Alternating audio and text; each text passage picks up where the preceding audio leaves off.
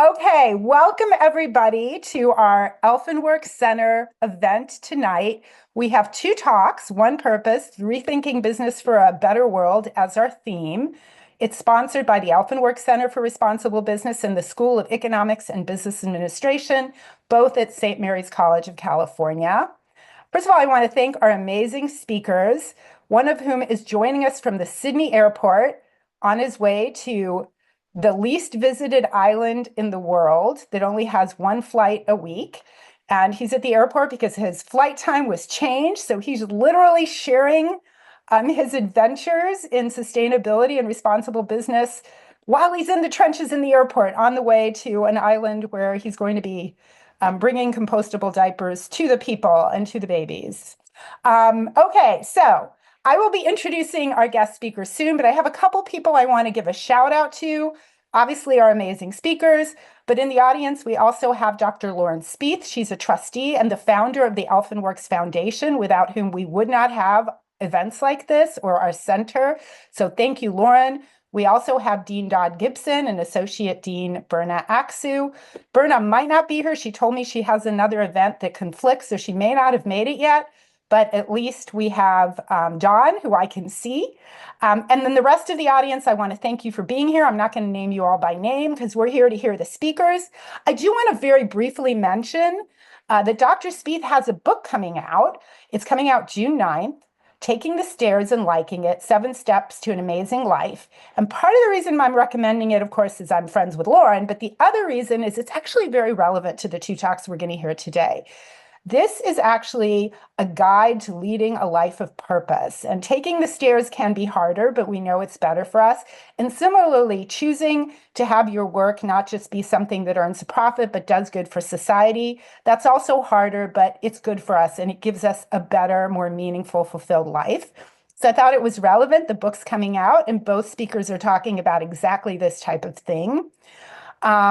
And before I go into introducing the speaker who's first and incredibly foremost, since he's willing to join us from the airport, as he's on his way to actually do the work he's going to tell us about, I want to find out a little bit about who's in the audience. And so if you could do me a favor, each of you who are in the audience, please let me know if you're a student, what program are you in? So you can see MBA student, undergrad student, or whatever program you're in. If you're part of the faculty or staff, let us know, or an alumni, let us know, and then let us know what program or department you're affiliated with, or if you're a graduate, maybe you graduated from a program, you can let us know what program. And of course, we have some people not affiliated with St. Mary's College, and we love you too. So let us know where you're coming from, where you work, what you do. Maybe you're a full-time mom and you're interested in diapers and you want them to be compostable. Whatever it is, just give us a sense in the chat so we can get a sense of who's with us. We've got a mix of students, faculty. I see some staff. I see lots of students. Lots of interesting diversity and a whole bunch of MBA students. So thank you all of you for being here. Okay, so now we have who we're here to hear. Our first speaker is Jason Graham Nye, co-founder of G Diapers, a B-certified corporation that's the world's first fully compostable diapers. There are companies out there that say their diapers are compostable, but not 100%. G Diapers is all that. I asked Jason, what are the 3 most important things that are not in the event description that you want the audience to know about you? And he told me what they were, and I'm going to share those 3 things with you. He spent over 2 decades in the eco-friendly diaper industry. He recently was awarded a PhD in sustainable consumption from University of Technology at Sydney, which is one of the best universities in Australia. And he's obsessed with disruptive innovation. In this case, it's not just innovation of product and design, but also innovation that's saving the planet and the oceans, and removing ocean plastic and reducing ocean plastic. So part of my background is an ode to his wonderful work. I unfortunately have some disappointing news. You probably just noticed I had said at some point that we were going to have 2 speakers. Unfortunately, Jason's wife, Kim, the co-founder of G Diapers, and his wife is unable to join us because she's based in Samoa, where they're bringing G Diapers to Samoa. There have been widespread power outages in Samoa. You can read all about it in the news after the presentation. And also recently in a storm, their operation facilities in Samoa were destroyed by a storm, and they're busily rebuilding their facilities so that they can do the good work that they're doing. So unfortunately, Kim is not able to join us, but she did send her warm regards, and she did help Jason with the creation of the best presentation slides I've ever seen, and that really make mine look particularly not so great. All right, I'm going to stop sharing my slides, and Jason, please please share your slides and take it away. Really looking forward to hearing about your great work. And thank you again for being willing to join us from the Sydney airport on your way to your next adventure. No problem. Thanks so much. And thanks very much, everyone. And I'll just apologize now if that voiceover on the airport interrupts us. So it's great to see you all and meet you all. My wife's the designer, so I'm colorblind, so these are her slides. So I might just get started. This is a 23-year journey. So we've just heard this is my co-pilot. In every good adventure, you always need a good co-pilot, and it's quite rare that founders are married. I did hear that if you are married founders and you have some degree of success, your divorce rate goes down to 7%. So we're 26 years into the marriage, 20 years into the business, both are sort of intact-ish. So this is a bit of a journey to go to that brilliant book title we just heard of. This is a journey for my wife and I around making meaning and money. So top left, Nomura Securities, biggest stockbroking firm in the world. And when I left university, I had a degree in Japanese. And I went to Tokyo and worked in the stock market and made god-awful amounts of money. But I was completely bankrupt morally, which made me switch out of the financial markets and into teaching. And I taught Japanese at school, which made a tremendous amount of meaning, but not much money. Right at that time, my wife was working for the United Nations doing HIV and AIDS research, making huge impact in Africa, but very little money. She then moved to Sydney where I met her. She's Canadian. She started a company in telecommunications, very financially successful, acquired by Deutsche Telekom, but she got chronic fatigue syndrome. And we reflected on our lives as we were getting married to say, you know what, we want to make a life of meaning and money. It's very much taking the stairs, not taking an escalator or an elevator. And sometimes when you're on the stairs, you really want to look for that escalator, but it makes for a stimulating life, I think, with lots of twists and turns. This is landfill. We fell pregnant and learned this crazy statistic that it takes a cup of oil to make one baby diaper. And as we looked into our son's eyes 23 years ago, we said, wow, someone's going to need to address this. One baby uses 5,000 diapers, 380,000 diapers are made every minute. And we thought, well, maybe this is something where we can really get our teeth into it. So we looked around the world and we found this interesting product, an outer pant that's washable and an insert that's compostable. So it's a hybrid between cloth and disposable. We used it on our son. We loved it. We raised venture capital and we moved to Portland, Oregon. And there we built a company, a very early B corporation, as was mentioned before. And we launched in Whole Foods and what was Wild Oats, which was then acquired by Whole Foods. And it was a very normal looking B2C business, but disrupting in the diaper space.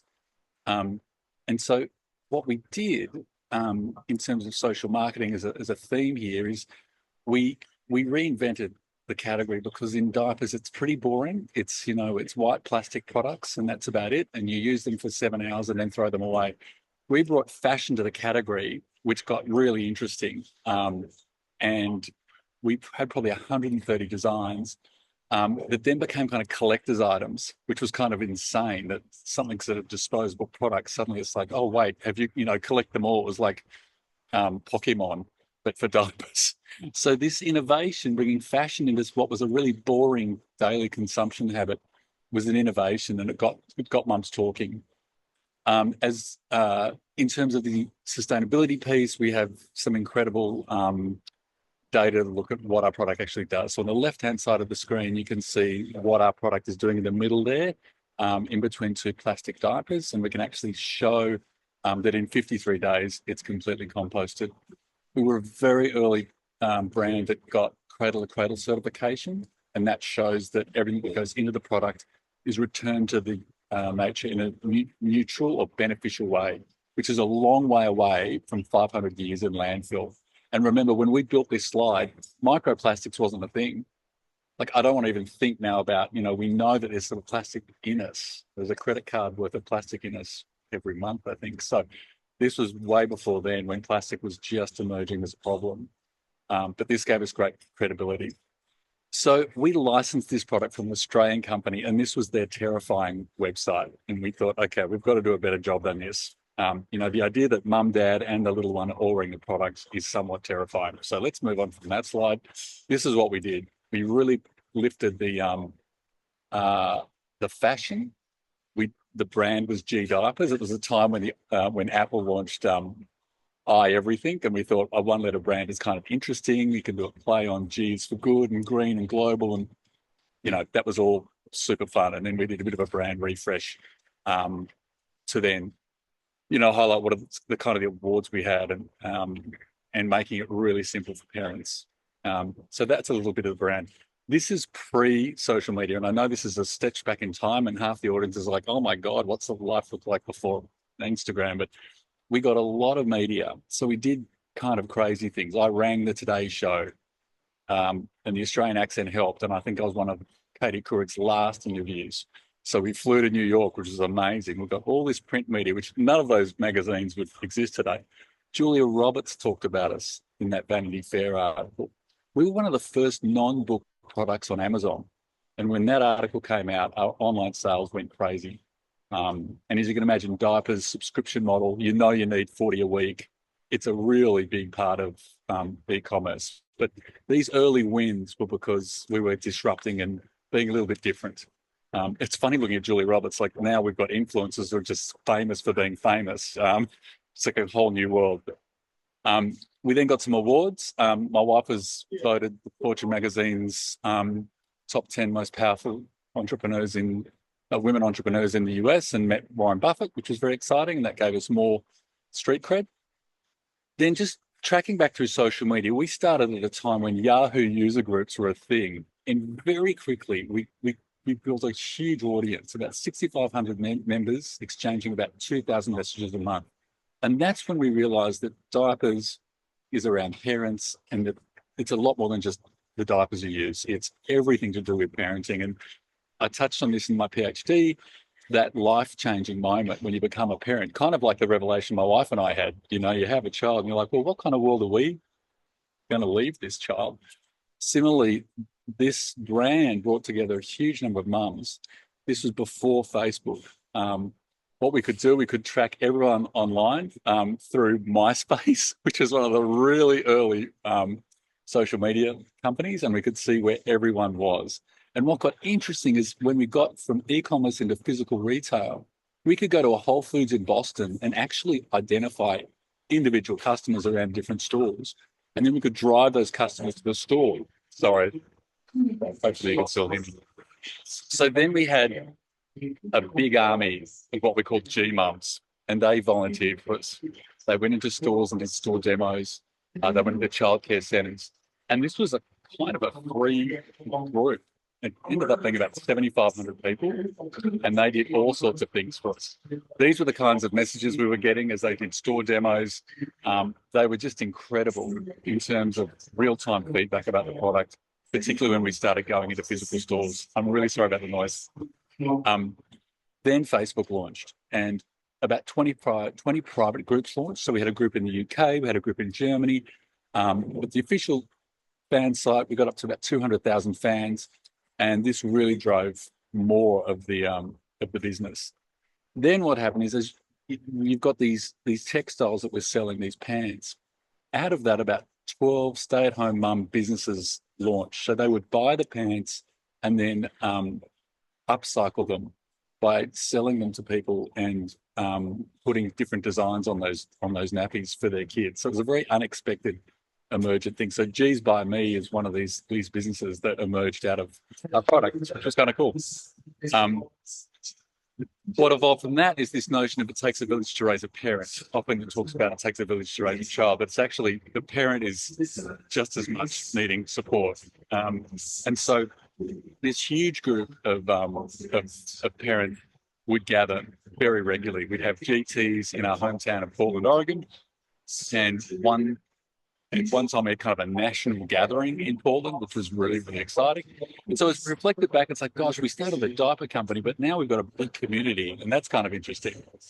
Um, we then partnered with other organisations. So Every Mother Counts. Christy Turlington is a model, and now she's a maternal advocate, a maternity health advocate. And we've done a whole bunch of work with Every Mother Counts in terms of creating products and awareness and sharing, selling products and giving proceeds to their work in making childbirth safer. Then the Syrian refugee crisis emerged, and we worked with our community of 7,500 G mums. We actually collected baby carriers. That's what they didn't need diapers, they needed baby carriers. You can imagine refugees, and that was another really cool thing to do. We then created a whole line of products. On that right-hand side, you can see all sorts of things that these super creative mums created. And we created this G-Love range of products to raise money for the Syrians. So again, started with a diaper, ends or emerged into a community. Then we decided to do we engaged 294 of our customers, and we collectively built a diaper bag. If you are a parent, you might know diaper bags are important. Some of them are great, some of them are awful. But on the inside of each bag, you had the name of every person who contributed to the design. These were the concepts. We worked with an Australian brand called Crumpler. You can see the G it's actually a Velcro G you can take on and off. So there's this opportunity for crafty mums to actually create their own Velcro G to put on their bags. So once we launched, they went out into the world and they all took photos and sent them back to us. So you've got G bags all over the world with different designs, which we thought was quite cool. Again, it's not just all about the diapers, it's the community and what it is to be a parent who's thinking about sustainability. And then my wife started, oh my God, that's my son. He's now 20. Wow. Okay. I'm only 40, I promise. I had a child when I was 5. We started doing these workshops to really support mums. We just felt that, we interact with mums all day long. So this was just another thing we did. So then I'm now getting to the next moment. So COVID, up until COVID, we're a profitable business. We were selling in retail in the US and Europe. We're a B Corp. And then COVID hit and we lost our manufacturing slot. So we couldn't make our diapers for 6 or 8 months. And it was fairly catastrophic. Huge hit to the business. And my wife and I really took pause and said, okay, what are we going to do? And we thought, okay, in that Mary Oliver poem about one precious life, this is our one precious life. We could just pull the pin and walk away. What else could we do? And we started reading statistics around the amount of plastic nappies, plastic diapers in the South Pacific, in the global South. You can imagine developing countries have very little formal infrastructure for waste. And we heard that 30% of the waste in the South Pacific, so think about Samoa, American Samoa, Fiji, Vanuatu. I know it's a long way from America, but it's our neighbours in Australia. 30% of their waste is baby diapers. They use about 1 billion diapers a year, and about half go in the ocean. So then we thought, okay, let's embrace true circular economy. So this is a nice little graph. Linear economy, make waste.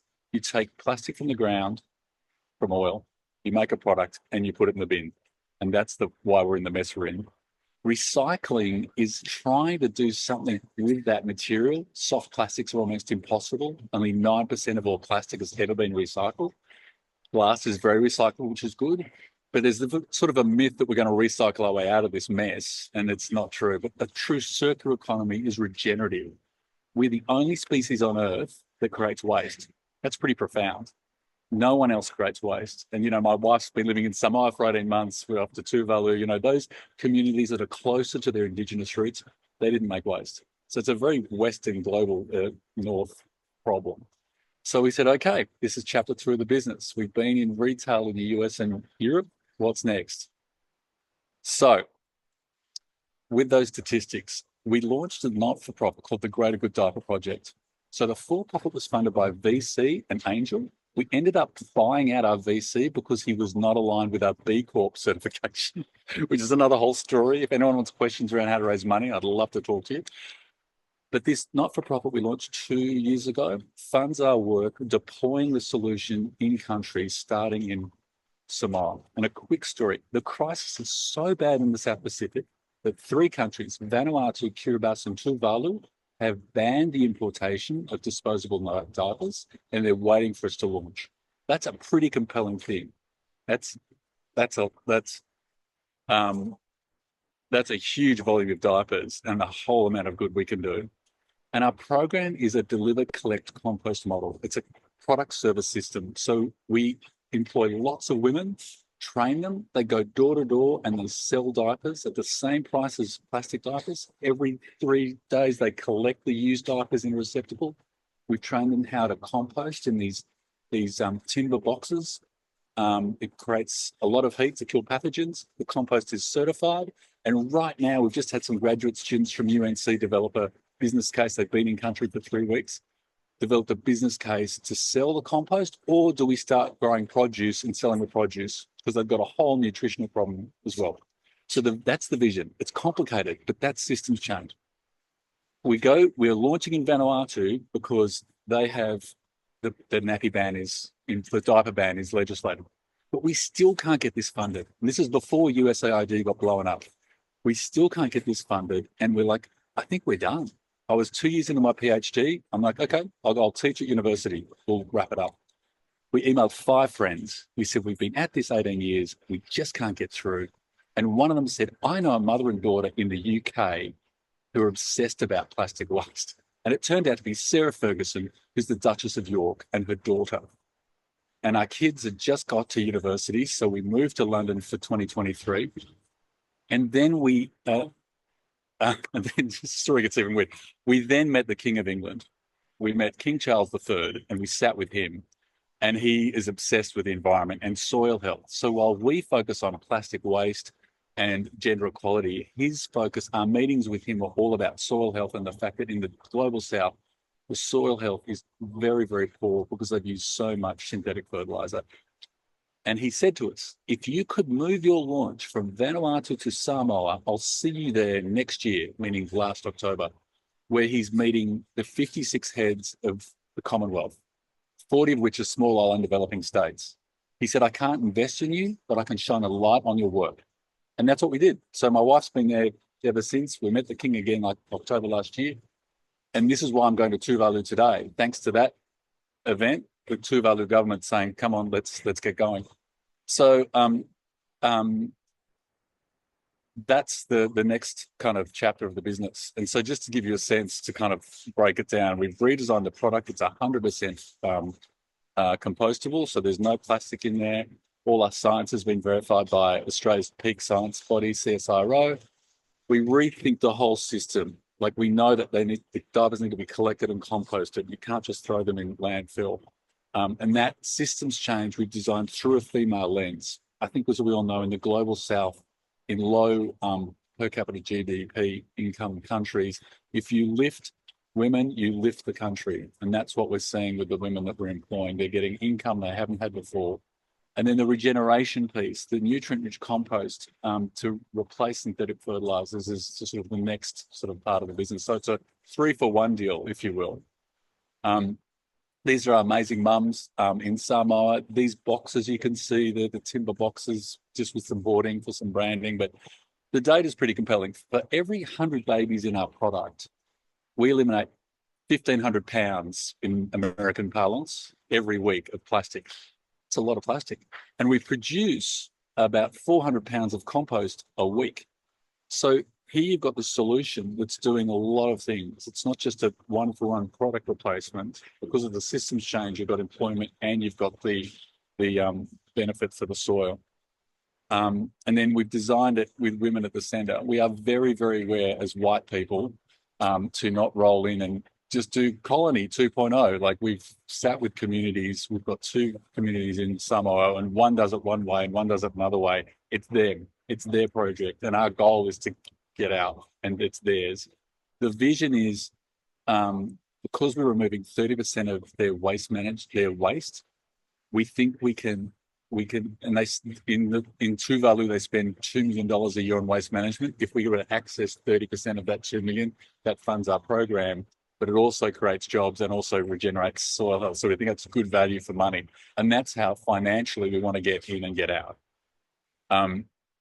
And so, yeah, here's some images of the deliver collect model. The recipe for the compost is sort of interesting. It's our nappies, it's green waste. And then we developed this inoculant from coconuts and other things, and it speeds up the compost. It reduces the smell. And we get a compost in about 6 to 8 weeks. And to kill pathogens, this is interesting in the West, in the global North, it's like, oh, you can't compost human waste. You really can. It's really a social stigma thing. Scientifically, it's very possible. For us, to kill human waste, you need 65 degrees Celsius for 2 to 3 days, and we're at sort of 85 degrees. This is very hot countries. The thing's on fire, really. So that's that piece. And I think that's it, my talk. I've talked very quickly, so I might stop sharing and we can have a conversation maybe. Is that okay? That was so wonderful. Thank you, Jason. What an No adventure. problem. It From has been. The stairs are really fun, he says, sort of. Sometimes like the elevator. from Julia Roberts to in the trenches with the compost. Yeah. So interesting. So I don't see any questions currently in Q&A, but I want to encourage people. This is your chance. Put a question in Q&A, or if you don't want to write out the question, you can just say, I have a question in Q&A, and then I'll just call on you and we'll find out what your question is. Does anybody have a question? I see some people that look like they're typing, but I don't see questions yet. If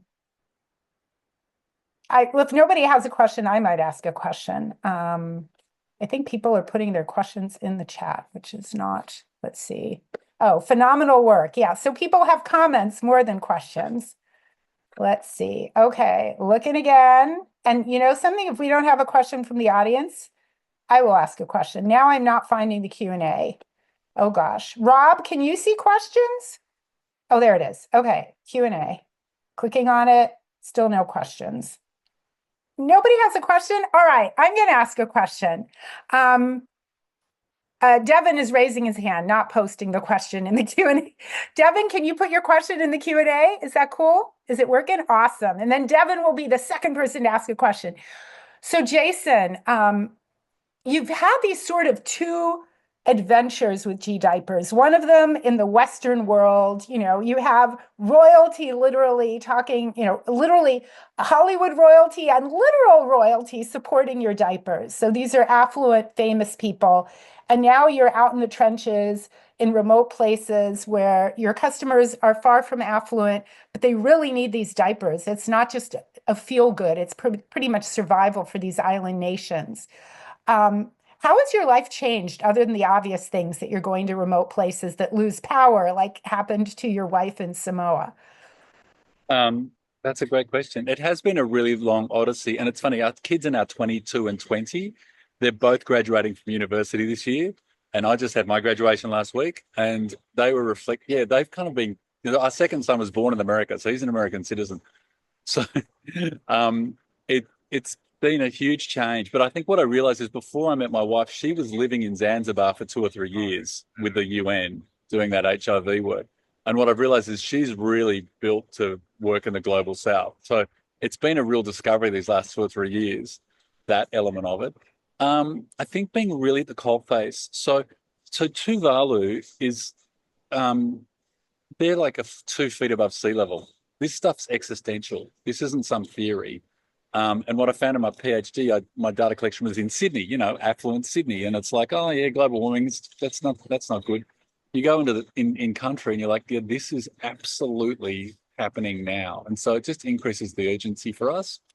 I think the USAID disappearing's been really challenging the last 6 months, so we've really had to kind of rethink how we're going to do this. We've got good US Family Foundation support, but I think we're going to figure out how to get more capital into the for-profit business from impact investors potentially. But it's really fraught, and non-profit's new to me. So I went to the Skoll World Forum in Oxford 2 weeks ago, and sitting with Americans particularly, and in the development space, they're like, holy shit, that's $55 billion just gone.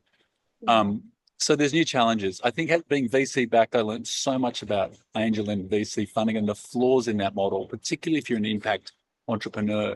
It just doesn't work. They need a 3 to 5 year sprint to an exit. That's the reality. And that's just not what we do, which is why I've only recently realized I'm not really an entrepreneur. I'm a disruptive innovator.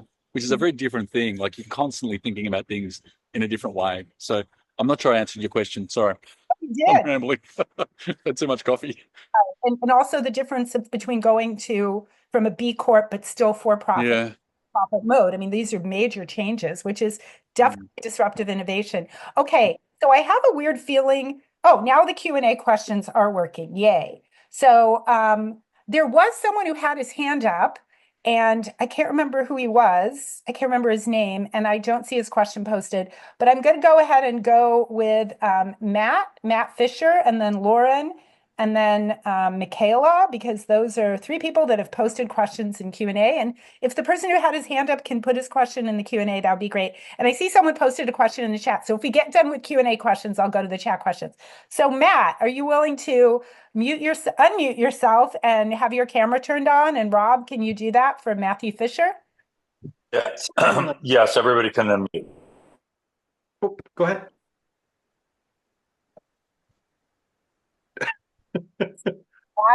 With your blue striped background. Oh, okay. Sorry, I think I blanked out on a little bit on my end here. Everything went silent for just a second, so my apologies there. I was very interested in the localized operations that you're setting up for collection and composting, and so just kind of curious. The dimension would be fascinating if you could add a little bit to, kind of the operations side. Like, what kind of scale do you need to make this work, especially with small islands and small population? The work is amazing and the social impact is awesome, but I really think that would be amazing if you'd be willing to share just a little bit about the challenges on the operations side, because I think that is something that, at least from a student's perspective, oftentimes that they want to do good, but they have a harder time seeing, how do I balance these two? So anything you're willing to share on that would be greatly appreciated and just fascinating.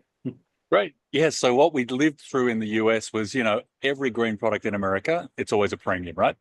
It's at Whole Foods, or it might be at a regular supermarket, at a Safeway, but it's always premium. And we just thought that's just completely, it's unacceptable in the global South. So what we did was we've matched our pricing. So it's the same price as a regular nappy, a regular diaper. And then there's the additional cost. So, but there's also the additional cost. What we're doing is we are fixing a 60-year systemic problem, this take, make, waste. So we're pricing in an externality that our competitors are like, no, we're good. The consumer can just throw that thing away and we all pay the price.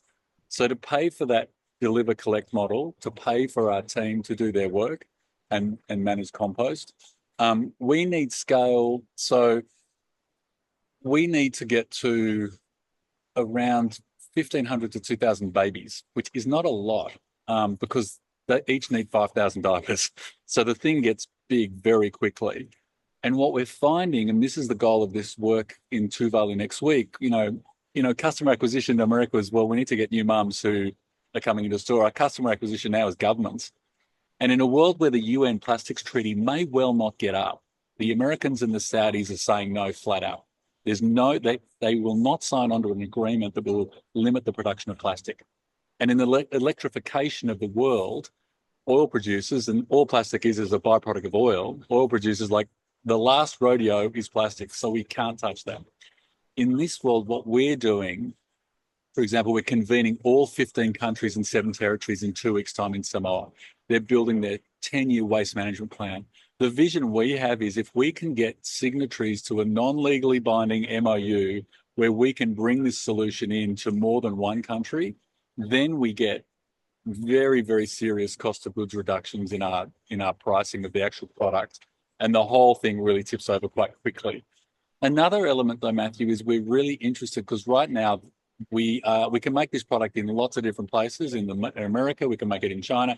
What we really want to do, and what I'm doing with UTS, my university, is getting some R&D in country to see if we can actually make the product in country. These countries are full of a material called cassava. It's like a root vegetable, and it's very similar to the cornstarch we use. In Fiji, they have sugarcane bagasse, so the stuff that they have left after they've made sugar. I think we can make a product, make the biofilms there and actually make it there, which again is another transformative thing to make the supply chain really, really short.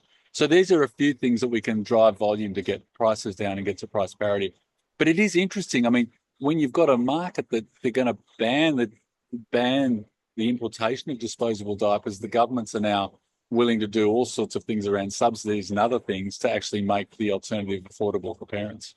So it's interesting. It's a little bit global South centric, Matthew. Sorry.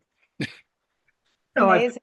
very much appreciate that. Oftentimes, I'm a professor. We oftentimes will assign papers on the bottom of the pyramid, and it's one thing from the theoretical perspective, conceptually, like, hey, you should build a business for this. But you're one of those really rare opportunities where we can have you speak to that side of how do you build a business aimed for bottom of the pyramid from the start, versus the Western world and hoping to make it cheap enough for them. So that was a beautiful Yeah. response. I really want to thank you for that.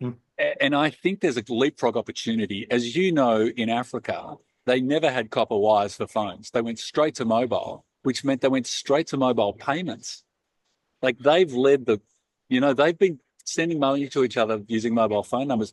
Our kind of dream is, can we ever see a world where these islands, these small island developing states, don't build landfills, don't follow our wrong lead, go into something regenerative, do something different, because what we've done is a disaster. So that's the opportunity. Yeah. Fantastic. So another question that I see is actually Lauren is sharing Kian Devani's question. So I'm guessing, thank you, Lauren, for doing that. Lauren is helping Kian get his question out there. So Kian, can you unmute yourself if you're willing to, and we will turn your camera on and you can ask your question. And thanks for Lauren for the heads up about that question, which was asked initially. Thank you. My question was, after listening to all this, how can your experience possibly relate to young up-and-coming adults with creating other compostable products other than diapers? Yeah, I think there's lots to be learned around this product service system. And so I think, for us in the global South, is like they're banning all sorts of stuff and they're going to have to replace it with something, and something compostable probably makes sense. In a global North context, I know the US with composting is fledgling. It's not big. I think there's so much money to be made in landfill that it's really difficult. But I think there is a vast number of, if you've got composting as the infrastructure, then you can plug a whole bunch of other things into that, whether it's cutlery and drinks and all those other, so those containers, packaging. I think in the plastics world, packaging is just like the biggest problem of all. But once you get it right, the fact that at the other end you've got a material that you can sell, it's sort of insane that you can have two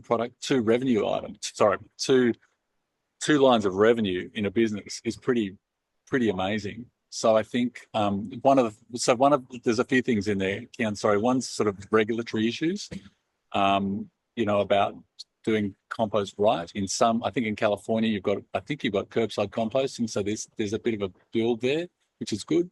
And then it's about there's a lot of small startups doing bio materials, which is super exciting. A lot of stuff in mushrooms, for example.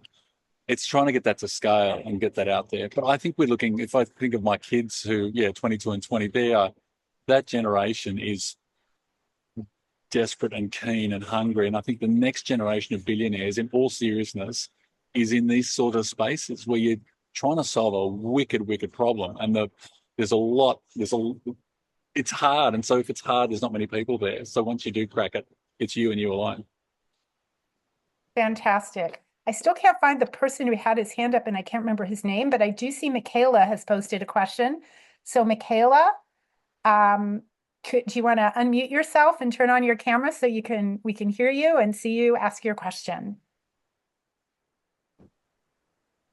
I can't actually turn on my camera because I'm driving, but I can ask my question if that works. That's great. Drive safely. Awesome.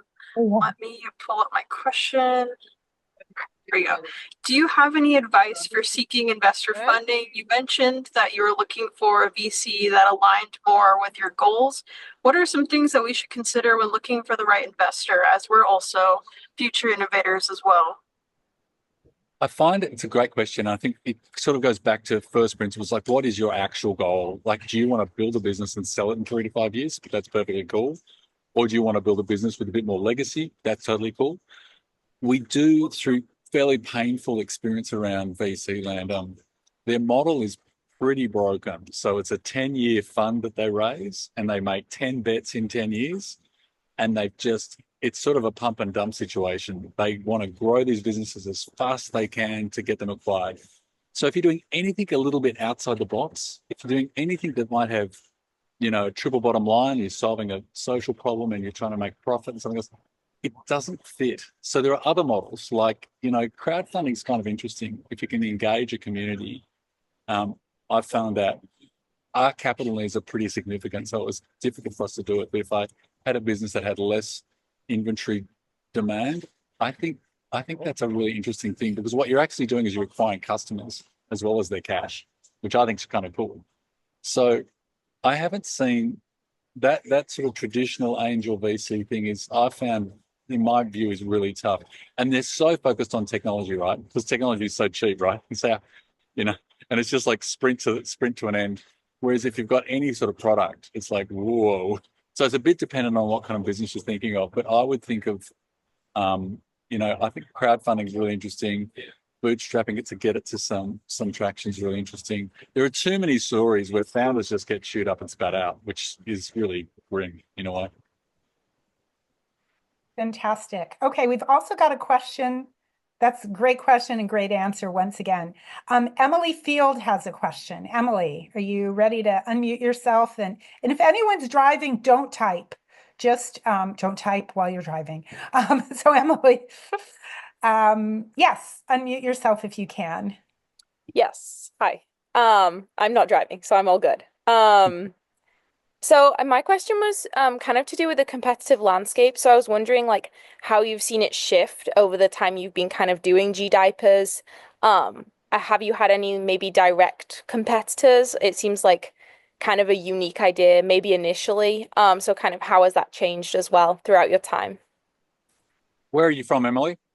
I'm from England. Lovely.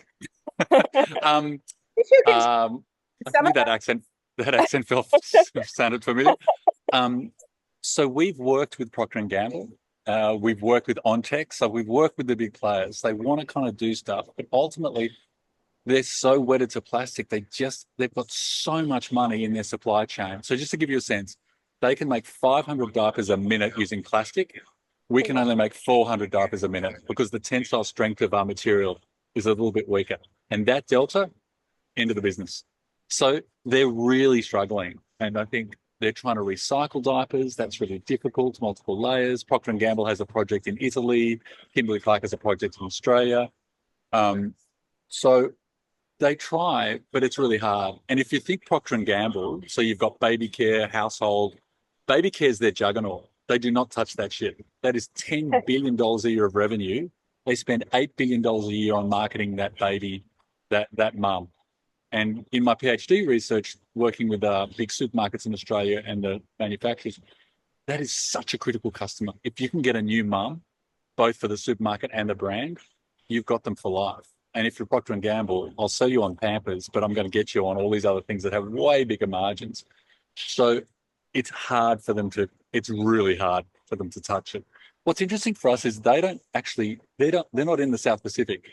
It's only a $500 million market for them. It's nothing. So it's kind of interesting for us competitively because as we get a bit more awareness out there, we're not touching their revenue, but we will annoy them because we're kind of highlighting some of the issues. But I still believe in my insane heart that we'd love to work with them. It's hard.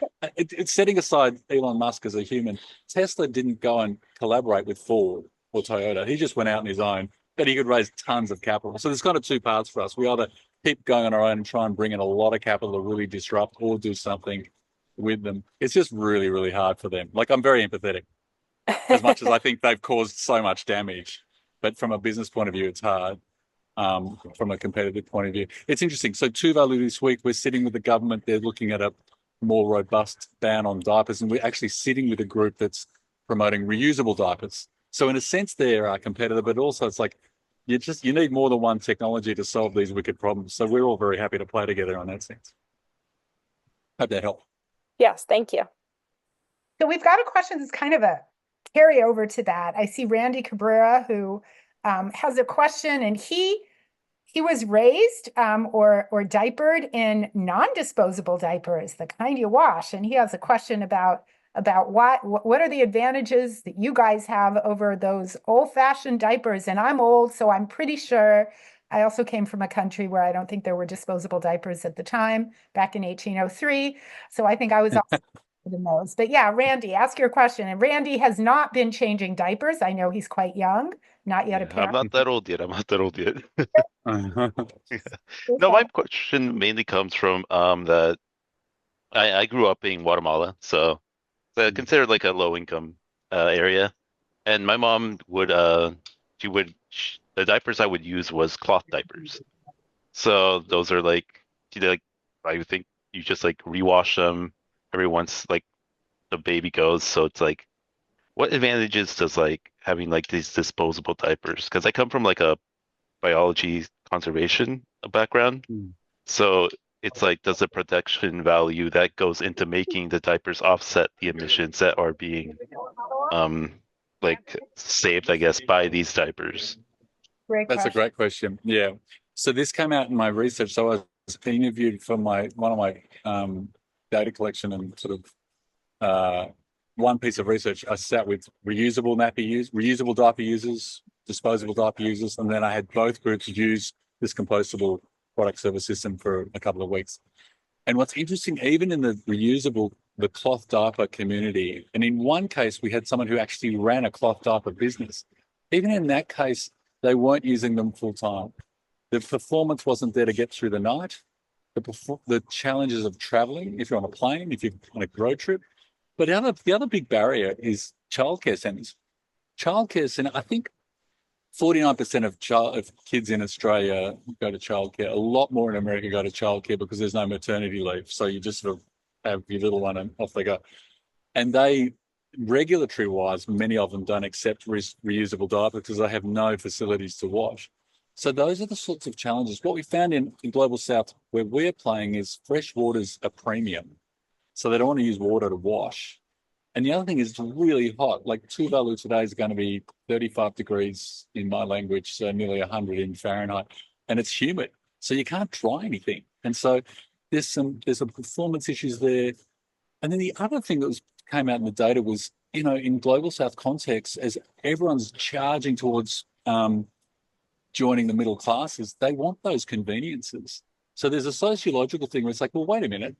So to be clear, Vanuatu announced the ban on disposable diapers without talking to one mother in that country. And within a week, there were riots on the street and they paused the ban because what they were saying, they didn't do any real consulting work. And they're like, wait a minute. The mother's like, we don't want to go to a technology that most of the West, 95% of America, uses disposables. We don't want to go backwards. So it's a tricky thing because from your background in terms of resource management, it's a pretty good argument that reusables are better than disposables. There's such an intensity in the manufacturing of disposables, extracting oil and all of that, which washables, reusables don't have.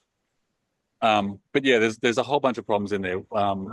Performance is an issue, convenience, if you've got two parents working, and then if you've got childcare, the things are sort of die. So most people these days, if they're using reusables, it's part-time, which is still great.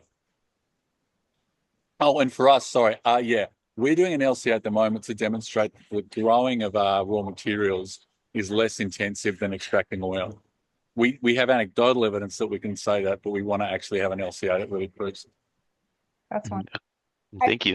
Also, I'm going to say, because I know this was true where I was born and raised, nobody had a dryer and not everyone had a washing machine, right? So I'm guessing in some of these countries, there are women who don't have a washer dry. I mean, they have to dry it outside. It's just a lot harder. So Randy, when you go home, you can ask your mom if it was a lot of work having those reusable diapers. She might say, yeah, I wish we had compostable diapers, but that was such a great question. Thank you. I see one more question from Devin Murphy. Devin, are you willing to unmute and turn on your camera? These have been fantastic questions, so thank you to everyone and to Jason for giving such thorough, great answers.